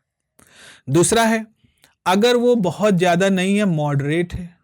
मॉडरेट मतलब अफोर्डेबल है। जैसे वो किडनैप किया सुनील पाल को, उनसे कहा कि 9 लाख रुपए दो, उनके लिए अफोर्डेबल था तो उनके लोगों ने उनको दे दिया और वो छूट गए। तो सेमीकंडक्टर्स क्या होते हैं? उनके बीच का जो बैंड गैप होता है that is not very large like insulators, moderate level का होता है, बहुत कम भी नहीं, बहुत ज़्यादा भी नहीं। इन कंडक्टर्स क्या होते हैं? कंडक्टर्स में क्या होता है ना कि उनका स्ट्रक्चर ऐसा होता है, कंडक्टर्स में मेटेलिक बॉन्ड होते हैं और कंडक्टर्स ऐसे बने होते हैं, ह्यूज एटम वाले होते हैं कि उनमें इलेक्ट्रॉन क्या बंधे हैं, क्या फ्री बराबरे हैं, वो उनका बिहेवियर वैसा होता है। तो इसको हम कहते हैं एनर्जी गैप कोई बात ही नहीं है। जैसे आप क्या घर में कैदी हो? नहीं, आप घर में हो, घर से निकले, अपना गए, घूमे फिरे, फिर घर आ गए। आपका घर है, 4 दीवारी, माता पिता की नज़र में हो, एक तरह की बंदिश भी है, लेकिन वो बंदिश ऐसी नहीं कि आपको कुछ पैसा देकर के वहाँ छूटना पड़ता है। आपने बताया कि मैं जा रहा हूँ, उनका ठीक है बेटा, ध्यान रखना, आप निकल गए, आप फ्री हो। और फिर जब आपने कहा घर पे भाई आ जाना इतने बजे तक, आप आ गए। तो आप बाउंड और फ्री के बीच में बहुत ही फ्लेक्सिबल तरीके से, आपको लग नहीं रहा कोई एनर्जी गैप जैसी, कोई गैप जैसा, कोई बंदिश जैसी है। तो कंडक्टर्स क्या होते हैं? उनमें हम कहते हैं कि बैंड गैप जो होता है वो ना के बराबर होता है। नहीं के बराबर होने की वजह से उनके अंदर कंडक्टिविटी बहुत अच्छी होती है, क्योंकि इलेक्ट्रॉन बहुत सारे मौजूद होते हैं। भाई कोई बाहर से एनर्जी नहीं चाहिए कि हमको एनर्जी मिले तो हम जाएं बाहर घूमने या हम फ्री हो जाएं, ऐसा नहीं, दे आर फ्री। अब मैं एक डायग्राम, बहुत अच्छा से डायग्राम है जिसको कि जो एक पैराग्राफ के फॉर्म में लिखा है, मैंने उसको डायग्राम फॉर्म में कन्वर्ट किया है। पेज नंबर 325 जो नई एनसीईआरटी है उस पर ये पैराग्राफ लिखा हुआ है, आप जरा इसको समझें। देखो बच्चा, मैंने क्या कहा कि ये आपका कंडक्शन बैंड है और ये नीचे वाला जो होता है बाबू वो वैलेंस बैंड होता है। तो वैलेंस बैंड में इलेक्ट्रॉन्स होते हैं। मान लो कहीं बाहर से एनर्जी आई, अब वो एनर्जी जो है वो मिली, तो एक इलेक्ट्रॉन जो वैलेंस बैंड का था वो एनर्जी एब्जॉर्ब करता है और कहाँ चला जाता है? कंडक्शन बैंड में। कंडक्शन बैंड में जाने का मतलब वो एटम से बाहर निकल जाता है, वो फ्री हो जाता है। ठीक है, जब ये इलेक्ट्रॉन अपनी जगह छोड़ता है वैलेंस बैंड में, तो वहाँ एक खाली जगह हो जाती है। इस खाली जगह को मैंने यहाँ पर स्क्वायर के फॉर्म में शो किया। आप देखो ये स्क्वायर के फॉर्म में शो कर रहे हैं। तो वैलेंस बैंड में एक स्क्वायर बन गया, जैसे यहाँ वैलेंस बैंड में स्क्वायर बन गया। स्क्वायर का मतलब मैंने इस पूरे लेक्चर में स्क्वायर को होल मतलब स्क्वायर मतलब एक खाली जगह जो इलेक्ट्रॉन के हटने से बनी। अब जब ये खाली जगह बनी तो वैलेंस बैंड में और भी इलेक्ट्रॉन है, तो ये वैलेंस इलेक्ट्रॉन क्या करेंगे? ये उस खाली जगह पर जाने का प्रयास करेंगे। घूम रहे हैं वैलेंस इलेक्ट्रॉन, मान लो वो वहां पर मूव कर जाएंगे। तो अब क्या होगा, वैलेंस इलेक्ट्रॉन के अंदर ही अंदर इलेक्ट्रॉनों का मोशन होना शुरू होगा, क्योंकि खाली जगह बन गई ना, तो इलेक्ट्रॉन उधर डिफ्यूज कर जाएंगे, अगल बगल के इलेक्ट्रॉन उस खाली जगह पे खिसक जाएंगे, फिसल जाएंगे। और वहीं दूसरी तरफ जो इलेक्ट्रॉन कंडक्शन बैंड में चला गया है, वो भी वहां से अब गति करके आगे जा सकता है, कंडक्शन करने के लिए फ्री हो सकता है। तो आप समझो सेमीकंडक्टर में क्या होता है। सेमीकंडक्टर में चूंकि बैंड गैप बहुत ज्यादा नहीं होता, बहुत ज्यादा ना होने की वजह से जब भी कोई इलेक्ट्रॉन वैलेंस बैंड से कंडक्शन बैंड में जाता है, जब भी कोई इलेक्ट्रॉन अपना बैंड शिफ्ट करता है, तो जो गया है कंडक्शन बैंड वो भी गति करने के लिए, अपना घूमने के लिए फ्री है। और जहाँ खाली जगह है वहाँ पर भी अपना, वहाँ उस खाली जगह पर भी इलेक्ट्रॉन शिफ्ट होने के लिए आ जाता है। तो इस तरह से क्या हो रहा है कि इलेक्ट्रॉनों का मोशन होना शुरू हो जाता है, और वो इलेक्ट्रॉनों का मोशन एक तरह की कंडक्टिविटी को शो करना शुरू कर देता है। तो इस तरह से सेमीकंडक्टर के अंदर जब इलेक्ट्रॉन शिफ्ट करते हैं बैंड टू बैंड, तो एक तरह की कंडक्टिविटी सिचुएशन वहां पे बननी शुरू हो जाती है। और that is why semiconductors are so important. देखो यहाँ पे मैंने लिखा क्या है, when EG is not very large, band gap जब बहुत ज़्यादा नहीं है, इलेक्ट्रॉन फ्रॉम वैलेंस बैंड में जंप टू कंडक्शन बैंड। बिल्कुल सही, इलेक्ट्रॉन वैलेंस बैंड से कंडक्शन बैंड में जंप कर सकते हैं, और उसके बाद क्या होगा, वो कंडक्शन में पार्ट करेंगे। So the conduction electrons are available to contribute in the flow of current. तो जो नया कंडक्शन इलेक्ट्रॉन कंडक्शन बैंड में गया है, अब ये अवेलेबल है कि भाई हाँ, अब आप करंट का फ्लो यहाँ पर हो सकता है। उसी समय क्या होता है, अब ज़्यादा देखो यहाँ कलर चेंज हुआ है। At the same time a vacant position is created in the valence band. देखो यहाँ पे बॉक्स मैंने जो बनाया, वो इलेक्ट्रॉन जो वैलेंस बैंड से खिसक के कंडक्शन बैंड में गया था, उसकी खाली जगह यहाँ पर बन गई है। And valence electron move to this position. अब वैलेंस इलेक्ट्रॉन जो था वैलेंस बैंड का, वो इस खाली जगह पे फिसल जाता है। इसकी वजह से क्या होता है, so flow of current becomes possible. तो एक जो नया फ्री होके गया वो अपना घूम रहा है, एक जो खाली जगह बची इसमें एक इलेक्ट्रॉन घूम के मूव करके पहुंच गया है। तो हर तरफ एक हलचल शुरू हो जाती है इलेक्ट्रॉनों की, जिसकी वजह से कंडक्टिविटी का सिचुएशन वहां पर बनता है। अब आइए हम देखते हैं कि इस एनर्जी के बेसिस पर हम कैसे क्लासिफाई करते हैं। तो क्लासिफाई करने के लिए सबसे पहले हम बात करते हैं कंडक्टर्स की। तो इन conductors the Eg is equal to zero. Conductors के अंदर जो बैंड गैप होता है वो लगभग जीरो के बराबर होता है। लगभग जीरो के बराबर होने का मतलब है more electrons are available for the conduction of the current, so conductivity of the metal is very large. आप डायग्राम देखो, डायग्राम में ऊपर जो आपको ये रेड कलर का जो मैं बना रहा हूँ, ये जो हिस्सा है ये है आपका कंडक्शन बैंड है, ठीक है। और नीचे वाला जो हिस्सा है, नीचे वाला जो आपका हिस्सा है, ये क्या है, आपका वैलेंस बैंड है। अब देखो यहाँ पर ओवरलैप, यहाँ पर ओवरलैपिंग दिख रही है। तो ये जो ओवरलैपिंग दिख रही है क्या शो कर रही है कि कंडक्शन बैंड यानी जो फ्री इलेक्ट्रॉन है वो भी, और जो वैलेंस बैंड के इलेक्ट्रॉन दोनों एक ही हैं। इसका यही मतलब है कि चूंकि कंडक्टर्स के एटम इतने बड़े होते हैं कि उनके सबसे बाहर का जो इलेक्ट्रॉन होता है वो इतना ज़्यादा वीकली बाउंड होता है कि उसको बाउंड कहो कि फ्री कहो एक ही मतलब है, मतलब बहुत ही वीकली बाउंड, ऑलमोस्ट फ्री। तो इस तरह से हम ये कहते हैं कि बैंड गैप जो होता है इट इज़ जीरो। तो आप क्या कहोगे, कंडक्शन बैंड का जो बैंड गैप होता है, कंडक्शन बैंड और वैलेंस बैंड के बीच का जो गैप होता है वो लगभग जीरो होता है। इसीलिए कंडक्टर्स में बहुत सारे इलेक्ट्रॉन अवेलेबल होते हैं कनेक्टिविटी के लिए। अब हम बात करते हैं सेमीकंडक्टर की। नॉर्मली क्या होता है, रूम टेम्परेचर पर, normally at room temperature the electrons get enough energy to cross the band gap. Semiconductors में रूम टेम्परेचर, अब रूम टेम्परेचर की बात किया जरा समझो। आप लोगों ने पढ़ा है कि रूम टेम्परेचर कुछ होता है, मतलब एनवायरनमेंट के टेम्परेचर के हिसाब से रूम टेम्परेचर होता है। रूम टेम्परेचर की वजह से थर्मल एनर्जी होती, जिसको हम कहते हैं ETH, थर्मल एनर्जी, वो होती 3/2 बोल्ट्जमैन कांस्टेंट टाइम T। तो अगर आपके रूम का टेम्परेचर T है, इसका मतलब है कि ऑन एवरेज वहाँ पे जो हवा के मॉलिक्यूल हैं या जो भी कुछ थर्मल इक्विलिब्रियम में वहाँ रखा हुआ है, वो इस एनर्जी के हिसाब से अपने आप को वैल्यू रखे हुए है। तो अगर कमरे का टेम्परेचर बढ़ेगा तो एयर मॉलिक्यूल जो होते हैं उनकी एनर्जी भी इस फॉर्मूले के हिसाब से बढ़ेगी, T बढ़ने से हिसाब से इस हिसाब से बढ़ेगी। और रूम का टेम्परेचर कम होगा तो इसी फॉर्मूले के हिसाब से थर्मल एनर्जी भी कम होगी। तो कुल मिला के कहने का मतलब ये है कि जिस समय आपका कमरा इस समय मान लीजिए गर्मी सर्दी के दिन है, जाड़े के दिन है, तो जाड़े के दिनों में आप देखते हो आप कमरे के अंदर चूँकि ठंड है, तो ठंड होने की वजह से जो भी चीज़ टच करोगे हर वो चीज़ आपको ठंडी महसूस होगी, क्योंकि कमरे ने थर्मल इक्विलिब्रियम में ला करके उसकी हीट को अपने टेम्परेचर के बराबर कर दिया है। अगर आप इस कमरे में हीटर लग दोगे तो हीटर क्या करेगा, इस कमरे के अंदर टेम्परेचर बढ़ाना शुरू कर देगा। जो एयर मॉलिक्यूल है उनकी एनर्जी बढ़नी शुरू हो जाएगी। वो एयर मॉलिक्यूल भी जिस भी मटेरियल के साथ संपर्क में आएगा उस मटेरियल की भी एनर्जी को अगर ज़्यादा होगी तो अपने पास ले लेगा, कम होगी तो अपने से देगा। तो धीरे धीरे क्या होगा, कमरे का जो तापमान है वही वहाँ पे रखे हुए सामानों का भी तापमान जैसा कुछ बनना शुरू हो जाता है। आपकी बॉडी को भी तापमान थोड़ा सा रिलैक्स होना महसूस हो जाता है। और एसी का इसका उल्टा होता है। गर्मी के दिनों में एसी जो है टेम्परेचर को खींचती है तो आपको कमरा ठंडा दिखता है, कमरे के अंदर रखी हुई हर चीज़ ठंडी दिखती महसूस होने लगती है। थर्मल इक्विलिब्रियम का केस है। तो जब रूम टेम्परेचर होता है तो क्या होता है, इलेक्ट्रॉनों को इतनी एनर्जी मिल जाती है कि वो क्या करते हैं, वैलेंस बैंड शिफ्ट करके कंडक्शन बैंड में चले जाते हैं। देखो ये वैलेंस बैंड से निकल के कंडक्शन बैंड में चले गए, डिपेंड करता है कितनी एनर्जी उनको मिली है। तो इससे क्या होगा, many electron goes to the conduction band, so this improve the conductivity but changes at the temperature reduces. तो भाई जब more and more electron free हो गए, कंडक्शन बैंड में पहुंच गए, तो जहां कंडक्शन बैंड में पहले 1 लाख इलेक्ट्रॉन थे, अब तापमान बढ़ने की वजह से, रूम टेम्परेचर आने की वजह से उनकी संख्या 10 लाख हो गई। तो 10 लाख तो और अच्छी कंडक्टिविटी को फ्लो कराएंगे, करंट डेंसिटी, चार्ज डेंसिटी बढ़ गई वहां पर। So now this is the condition when the conductivity of the material started to increase. इसीलिए बच्चों ये भी समझो कि सेमीकंडक्टर जो होते हैं उनकी कंडक्टिविटी टेम्परेचर डिपेंडेंट होती है। तापमान बढ़ाओगे, more and more free electrons will be available to the conduction band, conductivity will improve.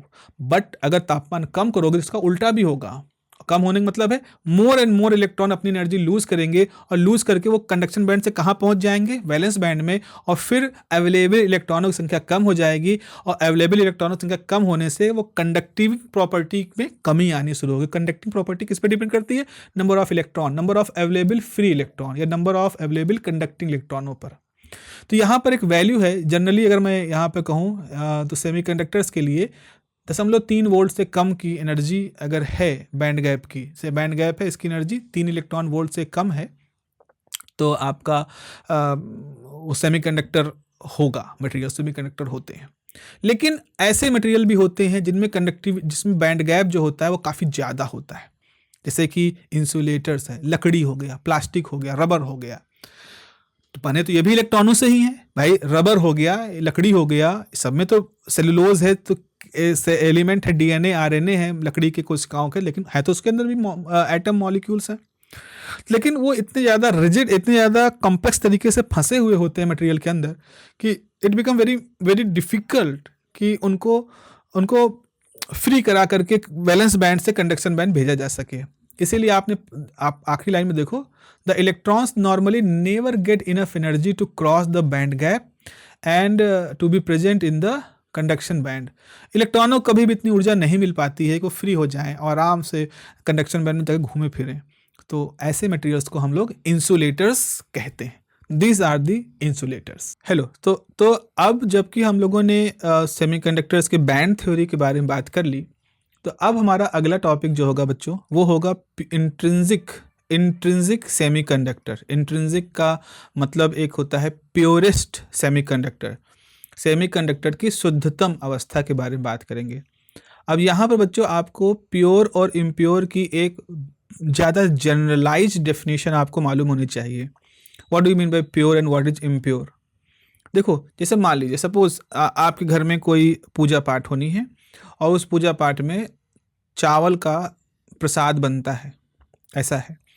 अच्छा, उसके लिए सिर्फ चावल का प्रसाद होना चाहिए, उसमें और कुछ नहीं मिला होना चाहिए। तो आप क्या करोगे, आप एक थाली में चावल लोगे, फिर उसको बहुत सावधानी से बिनोगे। तब तक उसमें से क्या बिनोगे, वो जो कुछ भी चावल जैसा ना हो। जैसे मान लीजिए हो सकता है चावल में कुछ दाल के पार्टिकल गिर गए हों, लेकिन तो आप क्या करोगे, दाल को वहाँ से निकाल के बाहर करोगे। आप ये अश्योर करोगे कि आपकी थाली में केवल सारे जो दाने हैं वो सिर्फ चावल के हैं। यही तो भाई प्योर का यही मतलब होता है। What do mean by pure. अगर हमने कहा हमारा जो गहना है वो 100% प्योर है, गोल्ड का है, तो इसका मतलब उसमें सारे गोल्ड के ही एटम हैं। हमने कहा कि मेरा जो मैं दूध इस्तेमाल करता हूँ अपना पीने के लिए वो शुद्ध दूध है। शुद्ध दूध का मतलब क्या है, उसमें सिर्फ दूध के ही सारा कुछ एलिमेंट है, उसमें और कुछ नहीं मिलाया गया है ना। तो यहाँ प्योर का मतलब होता है, अगर हम सेमीकंडक्टर की बात करें तो प्योर का मतलब होता है ऐसा सेमीकंडक्टर का टुकड़ा जिसमें मान लो 10 लाख 20 लाख एटम हैं, तो सारे के सारे एटम सब मिल्क के ही हैं। अच्छा, आपने कहा क्या और क्या? अब देखो, एक बहुत समय पहले की बात है, मेरे बचपन की बात है। एक बार क्या हुआ था, दिल्ली में एक खबर आई थी कि लोग क्या करते थे, दूध में यूरिया मिला देते थे। यूरिया एक केमिकल होता है जिसको कि लोग खेती में इस्तेमाल करते हैं, एज अ जर्मिसाइड इस्तेमाल करते हैं, पेस्टिसाइड की तरह से इस्तेमाल करते थे। तो वहाँ पर क्या होता था, लोग पानी में यूरिया घोल देते थे। यूरिया घोलने के बाद उसका कलर बिल्कुल दूध जैसा हो जाता था, और हल्की फुल्की उसकी महक अमोनिया जैसी होती थी। तो अब लोग क्या करते थे, जो दूध बेचने वाले थे वो मान लो कि आपके पास आपका 50 रुपये लीटर, सपोज 50 रुपये लीटर दूध है, तो उसमें से क्या हुआ, 5 लीटर दूध निकाला, 250 का दूध निकाला, उसमें यूरिया मिला दी। जो यूरिया मिलाई वो 100 रुपये की है, और जो दूध निकाला वो 250 रुपये का, तो मतलब उनको 150 रुपये का मुनाफा हो गया। एक जनरल से मोटा मोटा है, तो इस तरह से मिलावट काम करता है। तो ये होता है मिलावट होना, इम्प्योरिटी ऐड करना। लेकिन अगर हमने कहा नहीं, अब अपने आप में यूरिया, वो ऐसा यूरिया एक ऐसा केमिकल है जो कहीं पर इस्तेमाल होता है प्योर फॉर्म में भी। जैसे अगर आपको खेतों में कीड़ों को मारने के लिए दवा छिड़कनी है, तो उसमें बाकायदा या एज अ फर्टिलाइज़र इस्तेमाल करना है, तो आप उसमें प्योर यूरिया इस्तेमाल करोगे। लेकिन चूँकि दूध में मिलाया गया था, इसलिए वो वहाँ पर इम्प्योरिटी के रूप में देखा गया, और जाहिर सी बात हमारे डाइजेस्टिव सिस्टम को वो ब्रेक डाउन कर दिया। और बहुत बड़ा एक हादसा भी हुआ था, जब बहुत सारे बच्चे उस यूरिया मिले हुए दूध की वजह से मारे गए थे। तो प्योर सेमीकंडक्टर का मतलब क्या हुआ? प्योर सेमीकंडक्टर का मतलब ये हुआ बच्चा, कि ऐसा सेमीकंडक्टर जिसमें जितने भी एटम हैं वो सब के सब सिलिकॉन के ही एटम है, या जर्मेनियम के ही एटम, हम मान लें सिंपल तौर पे। तो जैसे अगर आप सिलिका और जर्मेनियम की बात देखें, तो सिलिका और जर्मेनियम जो सेमीकंडक्टर के एलिमेंट हमने कहे हैं, they are in the block of carbon या डायमंड। जैसे आप पीरियोडिक टेबल में देखोगे, तो पीरियोडिक टेबल में इस तरह का स्ट्रक्चर होता है। तो अगर आप इस स्ट्रक्चर में देखोगे, तो यहाँ पर जो फोर्थ कॉलम होता है, जिसमें कि फोर्थ कॉलम मतलब यहाँ कार्बन होगा, सिलिकॉन होगा, जर्मेनियम होगा, एंटीमनी होगा, लेड होगा, एक और FR करके कोई एलिमेंट होता है। तो इस तरह से 4 एलिमेंट फोर्थ कॉलम में वो सारे एलिमेंट होते हैं जिनके आउटर मोस्ट ऑर्बिट में 4 इलेक्ट्रॉन होते हैं।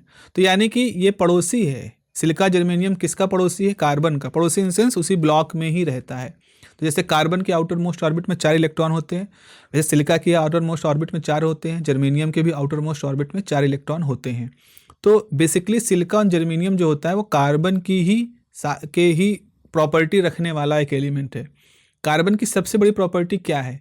ऑर्गेनिक केमिस्ट्री जिस पे टिकी है वो ये है कि कार्बन अपने 4 इलेक्ट्रॉनों की मदद से 4 अलग एटमों के साथ शेयरिंग कर सकता है इलेक्ट्रॉनों की। तो वो 4 कोवैलेंट बॉन्ड या वैलेंट जो शेयरिंग वाले बॉन्ड है वो बना सकता है। यही प्रॉपर्टी सिलिका के साथ भी, यही प्रॉपर्टी जर्मेनियम के साथ भी है। तो कार्बन के साथ सिलिका और जर्मेनियम के उसी ब्लॉक में रहना एक बहुत बड़ा एडवांटेज है, जिसकी वजह से सेमीकंडक्टर भी उतने सक्सेसफुल हो गए हैं जितना सक्सेसफुल हमारा कार्बन है। तो अब आप समझो, कार्बन, सिलिका, जर्मेनियम, आज की डेट में 3 एलिमेंट ऐसे जिसके ऊपर पूरा ज़िंदगी निर्भर करती है। कैसे? कार्बन के ऊपर हमारी ऑर्गेनिक रिएक्शन, हमारी बॉडी के अंदर कितनी सारी ऑर्गेनिक रिएक्शन है जो कार्बन की ही ऊपर डिपेंडेंट है। दूसरी तरफ सिलिका और जर्मेनियम, अब सिलिका जर्मेनियम एक तरह से सेमीकंडक्टर इंडस्ट्री की बैकबोन है। आज की डेट में अगर सेमीकंडक्टर इंडस्ट्री कोलैप्स कर जाए, तो जितना मोबाइल फ़ोन, जितना कंप्यूटर सिस्टम है, ये सब कुछ ध्वस्त हो जाएगा। सोचें आप। और ऐसी स्थिति में आज की डेट में क्या आप अपने जीवन को मान सकते हैं कि ऐसे समय में पहुंच गए जब कंप्यूटर नहीं थे और टीवी नहीं थी और मोबाइल नहीं थे? मतलब लोग सोच नहीं सकते हैं कितना डिजास्टर्स वो सिचुएशन होगी। तो इस तरह से हम कह सकते हैं फोर्थ कॉलम के ये सब एलिमेंट ऐसे हैं जो कि हमारी लाइफ को सपोर्ट दिए हैं, चाहे कार्बन हो इंटरनली रिएक्शन के थ्रू, और सिलिका जर्मेनियम चाहे वो इस तरह से इलेक्ट्रॉनिक इंडस्ट्री के थ्रू। तो इसके अंदर वही लिखा है कि इसके पास कैसा प्रॉपर्टी होता है, it has a carbon like electronic structure, यानी कि 4 इलेक्ट्रॉन वैलेंस शेल में होते हैं। तो जो 4 इलेक्ट्रॉन होते हैं दे फॉर्म 4 वैलेंस बॉन्ड या कोवेलेंट बॉन्ड, 4 शेयरिंग के थ्रू वो 4 बॉन्ड बनाते हैं। चलिए एक सिचुएशन सोचते हैं, एक आइडियल सिचुएशन सोचते हैं। और आइडियल सिचुएशन से मेरा यहाँ मतलब है कि मान लें एक ऐसी सिचुएशन है जब हमारा टेम्परेचर 0 केल्विन है। तो 0 केल्विन टेम्परेचर कहने का मतलब है किसी तरह की उस समय थर्मल एनर्जी नहीं है, कोई काइनेटिक एनर्जी नहीं है, किसी तरह की और एनर्जी नहीं, यानी मोशन नहीं, मोशन रिस्ट्रिक्टेड है, बहुत ही वो क्वांटम जीरो एनर्जी वाली सिचुएशन वहाँ पर बची है, बाकी सब कुछ वहाँ पर रुक चुका है। तो ऐसे में क्या हो रहा होगा, आप इस डायग्राम को देखो, यहाँ पे जितने ये सर्किल बने हुए हैं, जितने ये वाइट सर्किल बने हुए हैं जिनको मैं बीच में शेड कर रहा हूँ, ये सब मान लो सिलिका के हैं या जर्मेनियम के हैं, मतलब कोई ऐसा सेमीकंडक्टर है या उसके हैं। अब ये जो सेमीकंडक्टर के एटम हैं, इनके पड़ोस में भी सेमीकंडक्टर के एटम हैं, तो ये क्या करते हैं, आपस में शेयरिंग करते हैं। कैसे शेयरिंग करते हैं, जैसे मान लो ये सिलिका है, इसके पास एक इलेक्ट्रॉन यहाँ, एक इलेक्ट्रॉन यहाँ, एक इलेक्ट्रॉन यहाँ, एक इलेक्ट्रॉन यहाँ, ठीक है। इसके बगल में एक और सिलिका है, इसके पास भी अपना अपना एक इलेक्ट्रॉन है। तो क्या होगा, इस साइड पर ये दोनों सिलिका के एटम एक दूसरे के साथ एक एक इलेक्ट्रॉन की शेयरिंग कर लेंगे। एक इलेक्ट्रॉन की शेयरिंग करने का मतलब, ये जो पहला सिलिका है ये भी अपने इधर ये दोनों इलेक्ट्रॉन गिनेगा, और ये जो दूसरा सिलिका है ये भी इन दोनों को अपने में गिनेगा। तो अगर इसके चारों पड़ोसी ने इस तरह से साझेदारी कर ली इसके साथ में, तो क्या होगा, इस सिलिका को 1 2 3 4 5 6 7 8, तो ये जो 1 नंबर का सिलिका है ये कहेगा मेरे पास 8 इलेक्ट्रॉन आउटर मोस्ट ऑर्बिट में है। आउटर मोस्ट ऑर्बिट में 8 इलेक्ट्रॉन का होना ऑक्टेन पूरा होना कहा जाता है, कि भाई अष्टक पूरा हो गया। आउटर मोस्ट ऑर्बिट में 8 इलेक्ट्रॉन है, यानी कि 4 पेयर हैं, everything is good, everything is satisfied. तो सिलिका अपने पड़ोसी सिलिका आइटमों के साथ शेयरिंग कर लेता है एक इलेक्ट्रॉन की, और जिससे वो 4 कोवेलेंट बॉन्ड बनाता है, बिल्कुल कार्बन की तरह से होता है, ठीक है। अब आप देखो, एक बहुत ही सुपर आइडियल कंडीशन है, जहां पर आप देखो जितने भी ग्रीन कलर का है, जितना भी आपको ग्रीन कलर दिख रहा है, just minute, let me zoom this, आप देखो जितना भी यहाँ पर ग्रीन डॉट दिख रहा है ये सब इलेक्ट्रॉन है। तो देखो ये बहुत ही परफेक्टली बना हुआ बॉन्ड है, परफेक्टली है। ये सारे बॉन्ड को जरा ध्यान से देखो, तो दो दो इलेक्ट्रॉनों की यहाँ भी है, साझेदारी चल रही है, और ये सारे कोवैलेंट बॉन्ड बहुत ही परफेक्ट सिचुएशन में है। अब नॉर्मल लाइफ में इतनी परफेक्शन नहीं मिलती है कि एक क्रिस्टल है जिसमें अरबों अरब एटम्स हैं, वो अपने पड़ोसियों के साथ कोवेलेंट बॉन्ड बनाए हैं, और इलेक्ट्रॉन बहुत ही सूदिंग तरीके से कोवेलेंट बॉन्ड बनाए हुए हैं। देयर इज़ नो हसल, कुछ भी नहीं, कुछ भी हैंकी पैंकी नहीं चल रहा है, everything is so cool. This is not a practical condition. Practical condition क्या होती है, प्रैक्टिकल कंडीशन में क्या होता है कि ये इलेक्ट्रॉन जो होते हैं इनके पास रूम टेम्परेचर की वजह से कुछ ना कुछ थर्मल एनर्जी होती है, जिसकी वजह से ये बहुत ही फ्यूरियस तरीके से, बहुत ही भयानक तरीके से ऑसिलेट करते हैं, वाइब्रेट करते हैं। तो पहले तो आइडियल सिचुएशन के बारे में बात कर लेते हैं। यहाँ पे लिखा है कि all the bonds are perfect. This is a very special case, 0 kelvin temperature पर हमने माना all the bonds are perfect. This is a very ideal condition, okay. So यहाँ पे लिखा है कि no thermal vibration is present to disturb the bonds. मतलब ideal condition होने का मतलब है, 0 केल्विन का मतलब है कि सारे बॉन्ड सब बहुत ही बढ़िया, बहुत ही अच्छे से सब सिस्टमैटिक अरेंज हैं, और आप कह रहे हो कि कोई भी बॉन्ड डिस्टर्ब नहीं है, everything is perfect. But actual में क्या होता है, एक्चुअल में होता ये है कि इलेक्ट्रॉनों को थर्मल एनर्जी मिलती है। इलेक्ट्रॉन बहुत हल्के पार्टिकल होते हैं, 10⁻³ किलोग्राम उनका मास होता है। तो द मोमेंट वो एनर्जी रूम टेम्परेचर कितना है, 20 डिग्री सेंटीग्रेड भी रूम का टेम्परेचर है, तो वो उस पर भी इतनी एनर्जी पा लेंगे कि वो सब वाइब्रेट करेंगे, बहुत ही विगरस तरीके से, बहुत ही वायलेंट तरीके से वाइब्रेट करेंगे। और वाइब्रेट करेंगे तो जो इलेक्ट्रॉन बॉन्ड में थे उनको भी एनर्जी मिलेगी, वो भी वाइब्रेट करेंगे। और वाइब्रेट करते समय कई बार क्या होता है, वो अपनी जगह को छोड़ देते हैं, अपने बॉन्ड से वो हट जाते हैं, और हम कहेंगे कि हमारा बॉन्ड जो है वो ब्रेक कर गया। तो आप देखो जरा सा यहाँ पर, जैसा मैंने बताया, ये खाली जगह क्या है, ये स्क्वायर को हम शो कर रहे हैं। तो एक इलेक्ट्रॉन यहाँ छिटक के बाहर चला गया, जो रेड कलर का बाहर ये इलेक्ट्रॉन है। तो अब पीछे क्या बन गया, पीछे एक खाली जगह बन गई, जो मैं येलो कलर से कलर कर रहा हूँ। This is the empty space, empty position. क्यों एम्प्टी पोजीशन दिखी, क्योंकि इलेक्ट्रॉन जो बॉन्ड बनाया था वहाँ से हटके चला गया। फॉर एग्जाम्पल, जैसे सोचो आपके पास, सोचो ऐसे बहुत सारी कुर्सियाँ पड़ी हैं, ठीक है, बहुत सारी कुर्सियाँ पड़ी हुई हैं कहीं पर, ये कुर्सियाँ हैं। अब पहले क्या था, सब कुर्सियों पे लोग बैठे हैं, अगर अचानक से कोई उठ के बाहर चला जाए तो अगल बगल तो सारी कुर्सियां भरी दिखाई पड़ेंगी, बीच में एक कुर्सी खाली दिखाई पड़ेगी। तो कुर्सी खाली क्यों दिख रही है, क्योंकि अगल बगल कुर्सियां भरी हुई हैं। तो ऐसे ही जब इलेक्ट्रॉन यहाँ से अपनी जगह छोड़ के बाहर गया तो अगल बगल तो बॉन्ड अरेंज रहे, तो जैसे ही इलेक्ट्रॉन बाहर गया तो हमको एक खाली जगह दिखना शुरू हो गया। इस खाली जगह को हम एक नाम देंगे होल। तो अब ये खाली जगह, अगर इस खाली जगह पर एक इलेक्ट्रॉन आ जाए तो क्या होगा कि जो आपका जो सिलिका एटम है ये अपने पड़ोसी के साथ फिर से अपना कोवेलेंट बॉन्ड बना लेगा। तो ये इलेक्ट्रॉन अपनी जगह छोड़ के बाहर चला गया। जब जगह छोड़ के बाहर गया तो वहाँ पर क्या दिखा, एक खाली जगह दिखी, एक एम्प्टी पोजीशन दिखी, और साथ ही साथ एक फ्री इलेक्ट्रॉन अलग से दिखने लगा, बाहर भाग रहा। ऐसे ही किसी रैंडम पोजीशन पर एक इलेक्ट्रॉन बाहर भागा बॉन्ड से, तो वहाँ पर भी खाली जगह दिखी, एक एम्प्टी इलेक्ट्रॉन दिखा। ऐसे ही अलग अलग साइट्स पर आप प्रिडिक्ट नहीं कर सकते, ये पूरी तरह से एक प्रोबेबिलिस्टिक फिनोमेना होता है। आप एकदम पिन पॉइंट से प्रिडिक्ट नहीं कर सकते हो कि सेमीकंडक्टर के अंदर कौन सा बॉन्ड टूटेगा और कौन सा नहीं टूटेगा।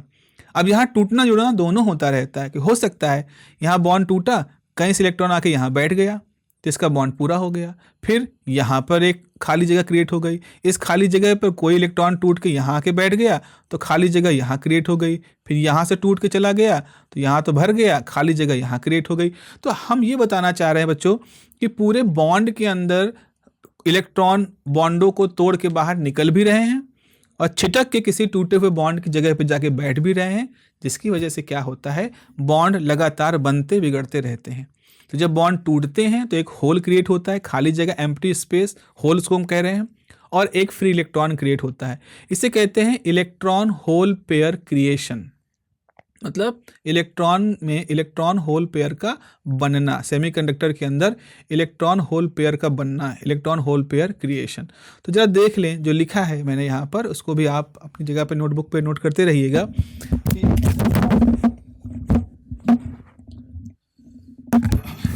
माइक गिर गया। ओके, तो यहाँ पर आपको क्या दिख रहा है, तो यहाँ पे आपको मैंने आपको यहाँ लिखा है कि व्हेन एट रूम टेम्परेचर का मतलब है आपने कोई नॉन जीरो टेम्परेचर ले लिया। पहले तो के 0 केल्विन लिया, टी 0 केल्विन लिया था, अब की बार आपने कुछ नॉन जीरो टेम्परेचर ले लिया है। So when at room temperature the electron vibrate due to the thermal energy, so some bonds break, कुछ बॉन्ड टूट जाते हैं, and electron leave its original location, electron अपनी ओरिजिनल लोकेशन छोड़ देता है। बॉन्ड टूटने का मतलब क्या है, इलेक्ट्रॉन अपनी जगह से छोड़ के हट गया है। So this created a region of electron deficiency called the hole. तो जब वो जहाँ से इलेक्ट्रॉन उठ के बाहर भागा है उस जगह पर वो क्या करेगा, एक होल क्रिएट कर देगा। तो एक इलेक्ट्रॉन उठ के गया तो बाहर घूमता हुआ इलेक्ट्रॉन दिखाई पड़ेगा, अंदर एक आपको होल दिखाई पड़ेगा। तो इस तरह से अगर हम कहें किसी समय इलेक्ट्रॉनों की डेंसिटी, कौन से इलेक्ट्रॉन है जो बाहर घूम रहे हैं, फ्री इलेक्ट्रॉन है, कंडक्शन बैंड वाले इलेक्ट्रॉन है। अगर हम कहें किसी समय इलेक्ट्रॉनों की डेंसिटी Ne है और होल की डेंसिटी NH है, तो आपका जो प्योर सेमीकंडक्टर होगा उसके अंदर जितने होल होंगे उतने ही इलेक्ट्रॉन होंगे। इस बात को समझना बहुत ज़रूरी है। कई बार बच्चों के मन में कन्फ्यूजन होता है कि जब कोई सेमीकंडक्टर बहुत ही प्योर फॉर्म में होता है तो उसके अंदर कोई इलेक्ट्रॉन नहीं होते, कोई होल नहीं होते। ये बात गलत है। अगर प्योर सेमीकंडक्टर 0 केल्विन टेम्परेचर पे है, जिसको कि हम आइडियल कंडीशन कह सकते हैं एक तरह से, क्योंकि ऐसा अचीव नहीं हो सकता, तो अगर कोई इलेक्ट्रॉन, कोई सिस्टम, कोई सेमीकंडक्टिंग सिस्टम 0 केल्विन टेम्परेचर पे है तो क्या होगा, उस समय उसके अंदर कोई इलेक्ट्रॉन, कोई होल नहीं होंगे। हम प्रैक्टिकली कह सकते हैं ना के बराबर होंगे। लेकिन द मोमेंट आपने अपने सेमीकंडक्टर को किसी रूम टेम्परेचर पे रखा, चूंकि आपको काम तो रूम टेम्परेचर पे ही करना है ना, आपको तो सेमीकंडक्टर डिवाइस तो किसी भी समय, आपको मोबाइल फ़ोन इस समय ठंडा है तो ठंडे में इस्तेमाल करना है, गर्मी है तो गर्मी में इस्तेमाल करना है, रूम टेम्परेचर पर इस्तेमाल करना है। हम हमेशा फ़ोन को फ्रिज में तो रख नहीं सकते। तो अगर रूम टेम्परेचर पे आपका सिस्टम है तो क्या होगा, रूम टेम्परेचर पे जो एनर्जी है वो इलेक्ट्रॉनों को मिलेगी। इलेक्ट्रॉन उस एनर्जी की वजह से वाइब्रेट करेंगे तो बॉन्डों में सब के सब कंट्रीब्यूट कर पाएँ, जरूरी नहीं है, टूटेंगे और टूटने की वजह से इलेक्ट्रॉन होल पेयर क्रिएट होगा। आप कहोगे क्या ऐसा नहीं हो सकता कि सारे बॉन्ड टूट जाएं? तो यहाँ पर बेटा स्टैटिस्टिक्स रूल फॉलो करता है। यहाँ पर मैक्सवेल, अब थोड़ा सा हैवी नाम मैं नहीं लेना चाहूँगा, बट स्टैटिस्टिकल मैकेनिक्स एक हायर फिजिक्स की ब्रांच है जिसमें ये बताया जाता है कि this is not possible, there is a distribution of velocity, there is a distribution of energy. तो ऐसा नहीं कि सब के सब इलेक्ट्रॉन बहुत एकदम से टूटना शुरू हो जाएंगे। रूम टेम्परेचर पे ऐसा नहीं होगा। रूम टेम्परेचर पर आप मान सकते हो कि जितने बॉन्ड थे उनके मान लो 30% टूट जाएंगे, और जो टूटेंगे वो बनते भी रहेंगे। तो टूटना जुड़ना बना रहेगा। और हम ये मान सकते हैं कि हमारे उस पूरे क्रिस्टल के अंदर, सेमीकंडक्टर क्रिस्टल के अंदर, कुछ इलेक्ट्रॉन हमेशा मौजूद रहेंगे जो टूटे हुए बॉन्डों की वजह से हैं, और कुछ होल हमेशा मौजूद रहेंगे। तो दिस इज समथिंग केस। तो इंट्रिंसिक सेमीकंडक्टर में आपको हमेशा समझना है कि होल्स रहते हैं, इलेक्ट्रॉन रहते हैं, और ये भी समझना है कि इलेक्ट्रॉन होलों की संख्या हमेशा बराबर होती है। This is very important thing, क्योंकि आगे हम जब एक्सट्रिंसिक सेमीकंडक्टर पढ़ेंगे तो मैं आपको बताऊंगा कि एक्सट्रिंसिक सेमीकंडक्टर में नंबर ऑफ होल्स और नंबर ऑफ इलेक्ट्रॉन सेम नहीं रहते हैं, वो डिसबैलेंस हो जाता है, और उस डिसबैलेंस होने की वजह से ही एक्सट्रिंसिक सेमीकंडक्टर बहुत ज़्यादा अच्छे एप्लीकेशन के लिए सुटेबल हो जाते हैं। ओके, सो अभी मैं बात कर रहा हूँ होल्स की। तो होल्स क्या है? होल्स वो जगह हैं जो कि इलेक्ट्रॉनों के अपनी जगह छोड़ने से क्रिएट होती है। एक और एग्जाम्पल सोचो, जैसे मान लो एक बड़ा सा मैदान है, ठीक है, एक मैदान है, समतल मैदान है, आपने उसमें एक गड्ढा कर दिया। तो जब आप उसके अंदर गड्ढा करोगे तो जो मिट्टी है उसका आपने वहीं ढेर लगा दिया। तो जैसे ही आपने गड्ढा खोदा तो आपको एक गड्ढा दिखना शुरू हुआ, उसकी मिट्टी भी दिखनी शुरू हो गई, आप कहीं बाहर नहीं ले जा रहे हो। तो किसी भी समय अब ये गड्ढा खोदना तो मतलब बॉन्ड टूटना हुआ। जब बॉन्ड टूटता है तो जब बॉन्ड इलेक्ट्रॉन अपनी जगह से हटता है, तो जैसे मिट्टी अपनी जगह से हटी तो वहाँ एक गड्ढा दिखा और साथ ही साथ आपको मिट्टी का ढेर दिखा। द मोमेंट इस मिट्टी को आप वापस से गड्ढे में दिखाना भर दोगे तो ना गड्ढा दिखेगा और ना मिट्टी का ढेर दिखेगा, एवरीथिंग विल बी स्मूथ। वैसा ही यहाँ पर भी होता है, होल्स क्रिएट और इलेक्ट्रॉन दोनों एक साथ क्रिएट होते हैं। होल मतलब गड्ढा, इलेक्ट्रॉन मतलब वो ढेर मिट्टी का, और द मोमेंट दोनों आपस में मिलते हैं सब कुछ गायब हो जाता है, ना इलेक्ट्रॉन बाहर फ्री दिखता है, ना आपको वो गड्ढा यानी होल पोजीशन आपको दिखाई पड़ती है। तो किसी समय अगर आपने इस मंदिर के, अगर इस पूरे मैदान में 50 गड्ढे खोदे हैं तो इसका मतलब है 50 गड्ढे भी होंगे और 50 मिट्टी के ढेर भी यहाँ पर होंगे, ऐसा कुछ होगा। तो सेम नंबर ऑफ इलेक्ट्रॉन होंगे और सेम नंबर ऑफ होल होंगे। होल के बारे में एक चीज़ समझनी थोड़ा ज़्यादा जरूरी है, इसके बारे में थोड़ी कन्फ्यूजन होती है, विजुलाइजेशन का इशू होता है बच्चा, कि होल जो होते हैं it is not a real particle, but in electronics we consider it as a particle. इसको सूडो पार्टिकल कहते हैं, मतलब not a real particle but you can behave as a particle. क्यों इसको हम as a particle move consider करते हैं? क्योंकि इसका अपना मोशन भी होता है, इस खाली जगह का अपना एक मोशन होता है, इस खाली जगह की अपनी प्रॉपर्टी होती है, इसका एक इफेक्टिव मास भी डिफाइन किया जाता है इलेक्ट्रॉनिक्स में, और ये पॉजिटिव नेचर का होता है। अब आप कहोगे जब ये पार्टिकल नहीं तो पॉजिटिव नेचर क्यों मानना है? जरा समझो इस बात को। होल क्या है? एक खाली जगह है, और जो खाली जगह है जो क्यों क्रिएट हुई? चूंकि इलेक्ट्रॉन अपनी जगह से हट गया। अच्छा, एक खाली जगह कैसे भरेगी? जब इलेक्ट्रॉन यहाँ भर जाएगा, आके बैठ जाएगा तो एक खाली जगह भर जाएगी। मतलब ये खाली जगह एक ऐसी जगह है जो इलेक्ट्रॉनों को अट्रैक्ट करती है। भाई तभी इलेक्ट्रॉन को अट्रैक्ट, तभी तो इलेक्ट्रॉन यहाँ आके बैठेगा, है ना। तो चूंकि इलेक्ट्रॉन एक नेगेटिव पार्टिकल है, और नेगेटिव पार्टिकल कौन अट्रैक्ट कर सकता है? एक पॉजिटिव पार्टिकल। तो हम उस जगह को as a positive particle deal कर सकते हैं जो कि नेगेटिव पार्टिकल इलेक्ट्रॉन को अपनी तरफ खींच रहा है, अपनी तरफ आने के लिए मजबूर कर रहा है। और जब वो इलेक्ट्रॉन वहाँ पहुँच जाता है तो ना पॉजिटिव पार्टिकल बचता है ना नेगेटिव पार्टिकल बचता है, न्यूट्रल हो जाता है, यानी कि बॉन्ड क्रिएट हो जाता है वहाँ पर।